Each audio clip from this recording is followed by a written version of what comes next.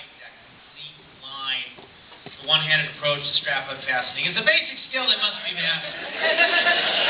He was pretty impressed that I knew all the dialogue, and it's just, listen, I say that because the experience of working on Rock and Roll High School was extremely memorable for me, and getting to watch the movie is a blast. Now, granted, some of it is a little dated.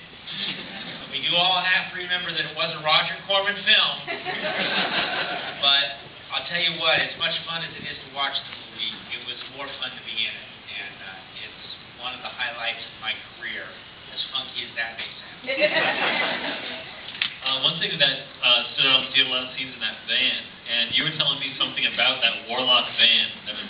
That Warlock van was not a van that was built for the movie. That was somebody's van. You got to remember, this was 1978 or 1979 when we shot this, and those vans like that were happening in Southern California. And that fellow that we used his van, he auditioned that van. That van won the role. And also, if I remember correctly, I don't think Vince and I were drinking stunt liquor, you know what I mean? Your eyes get redder.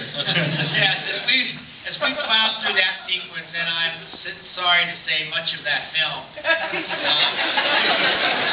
we all were certainly getting into the full flavor of Rock and Roll High School.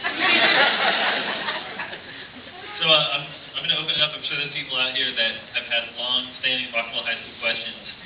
So feel free to raise the hand now. If that's you. Oh, wait, no, not there. What other bands do you know that were under consideration? Well, actually, Cheap Trick was offered the role. I'm not sure about Evo, but I do know about Cheap Trick, and it came down to dollars and cents. And at the time, it was just when In Color was breaking, which was Cheap Trick's breakthrough album. But they wanted more than Roger was willing to pay. And I believe, if I'm not mistaken, I believe the figure that I heard the Ramones got for the movie. Now, this is the four musicians. This is their road manager. This is them performing in the movie and doing all the music for the movie. They got a grand total of $20,000. And I think Cheap Trick wanted $100,000. And Roger didn't know the difference. Roger was not a rock and roller. And the Alan Arkus chose the Ramones. Evo may have been under consideration, but at the end of the day, I'm sure it was mostly financial.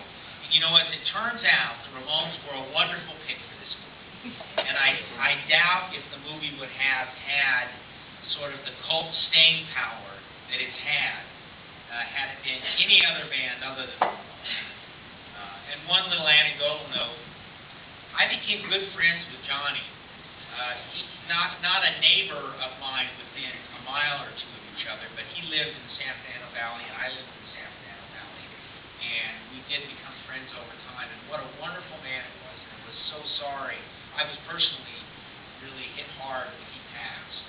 And I know I didn't know Joey hardly at all. I met him a little bit working on the movie, but I got to be friends with Johnny. And what a wonderful guy. And he would have really, really enjoyed evenings like this. He thoroughly was a people person and thoroughly enjoyed just coming out and hanging out with folks. And maybe his spirit is alive and well looking down on us.